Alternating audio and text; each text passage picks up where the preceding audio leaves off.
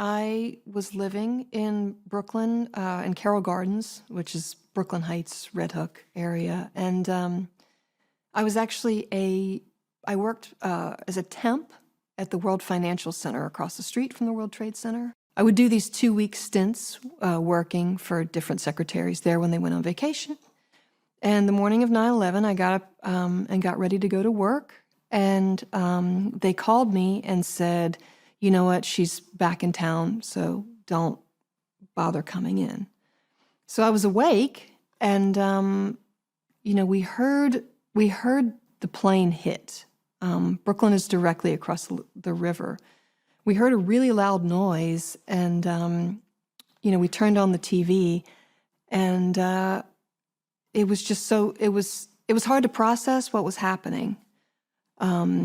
And so I don't think we really thought much of it. We thought that maybe some joyriding, rich guy in his Cessna had hit the building. And then the second plane hit, and we really felt everything shake. And I thought, his and hers Cessnas sounds like a real impossibility, but nobody could figure out what was going on. And when it started to become, the whisperings of a terror attack became louder, of course, everybody started to panic. And then as I remember when the buildings actually fell, it rained debris and papers down Henry Street like a snowstorm. And just millions of pieces of paper in the air. And there were workmen outside. And I just remember that they were huddled because they didn't know what was happening, and they didn't have anywhere to go. And they were huddled, and they were covered in ash. And it looked like they had been standing in a snowstorm for 2 hours. They were just covered. And I called out and invited them in, and I remember one turned around and looked at me. He just stared at me, and they just didn't say. Everybody was shocked.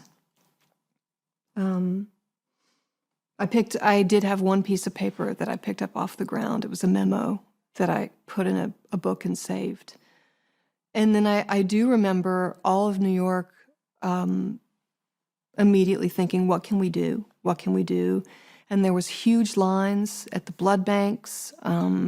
People were showing up, trying to show up at the site with shovels and blankets and whatever they could to try and help. So I think it went from complete shock to action. And I know that night I heard a lot of stories of people walking home and, people not knowing if people were okay. My mom couldn't get through to me for hours and hours, and she knew that I worked across the street from the World Trade Center, so she was despondent. And it turns out all the people that I worked with had gone to you couldn't get on the train, so all the people that I worked with at Merrill Lynch ended up just walking downtown until they got to the bottom of the island, and they waited. And the buildings fell, and it was odd. I went back to work there at the financial center. It was for a company that made a big show of opening in October. And the pit was still burning. And the people that I worked with had been there, and had been about 5 weeks prior. So these poor people were having to show up to work, walk through the pit, and the guys were already selling the books of all the pictures. They still sell them down there. I think it's like all the worst gory pictures and the impact of the planes, and they're trying to sell them to the people who worked there, because you had to have a certain ID to even get through there. And there was nobody in the office, and I was just listening to internet radio, this cognitive dissonance of, listening to these new records on this radio station, enjoying myself while these people, now we know, we're just getting sicker and sicker working in this pit, trying to find bodies. And all the people that I worked with, I certainly never wanted to bring it up with them, but I thought, how can they do this? And I'm just amazed at how strong human beings can be to come back to work after what they experienced. It's hard to believe that it's been 20 years and to still not really know how to feel about it, and to just think about all those people disappearing all at once.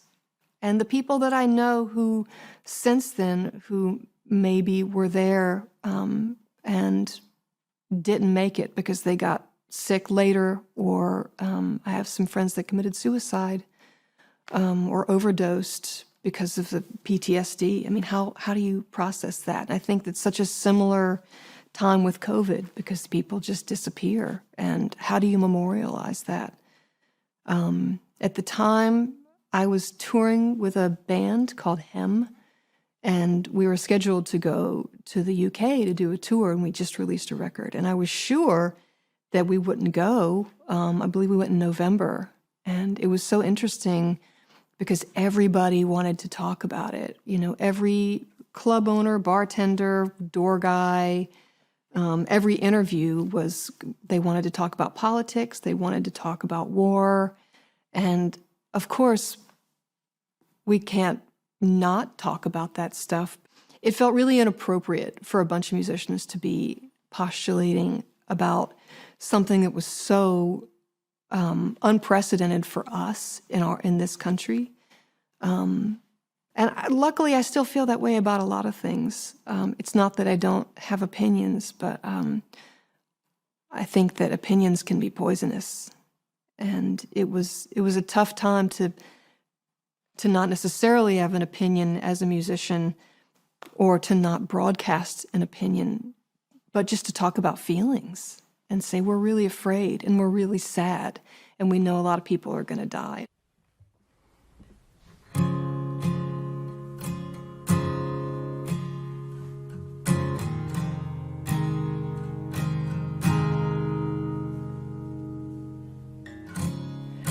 Never on this side of the grave again. On this side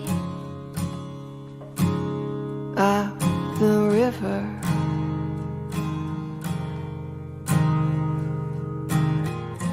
On this side of the garner of the grain.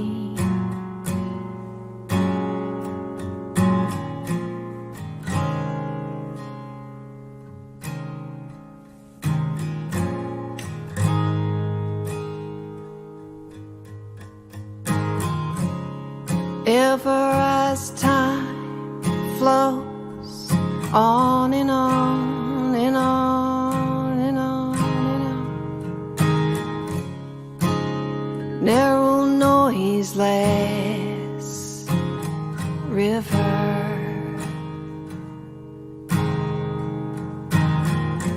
Ever while corn boughs, heavy-headed one.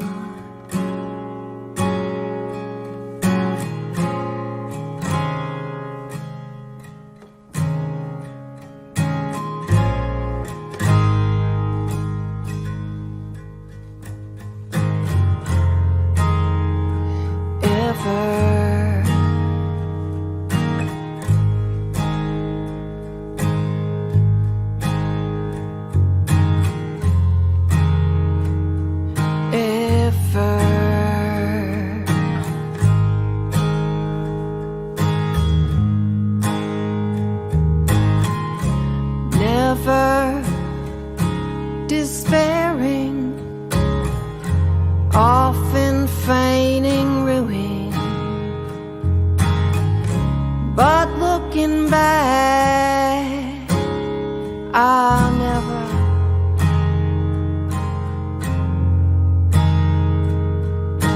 faint, yet pursuing, faint, yet still pursuing.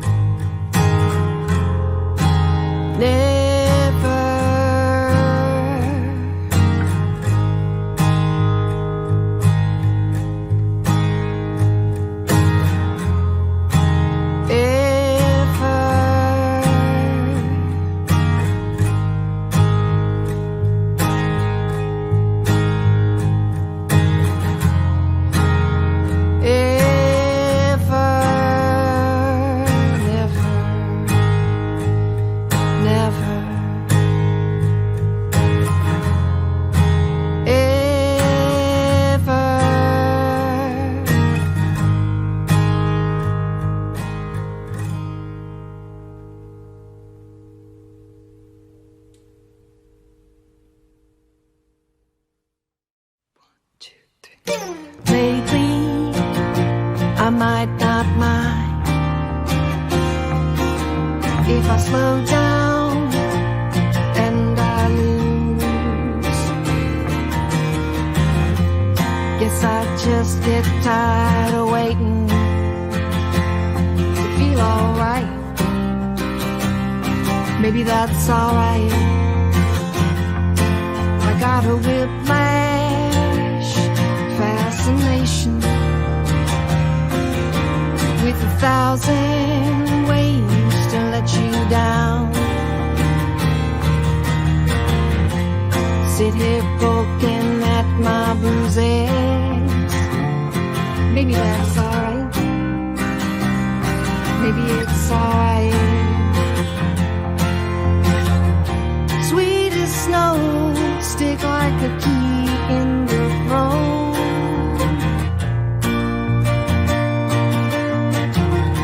Can't finesse one single yes, and that's alright. That's alright. Home is so complicated. I gotta win, I wanna settle down. Sleepyhead fills up with sparrows all night. Alright. Sweet as snow, stick like a pea in the throat.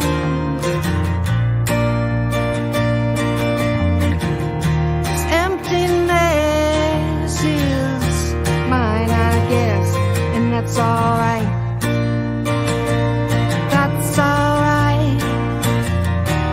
It's alright.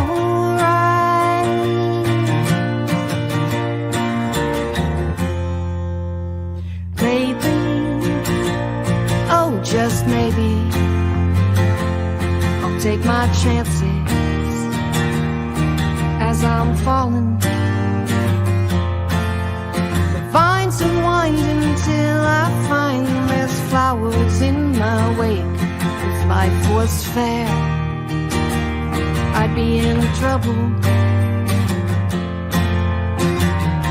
Sweet as snow, stick like a key in my throat.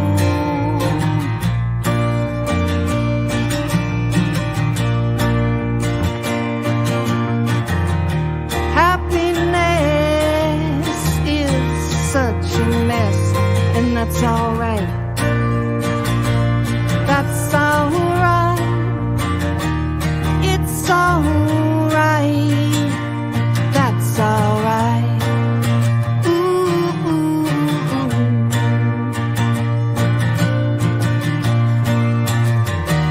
That's alright.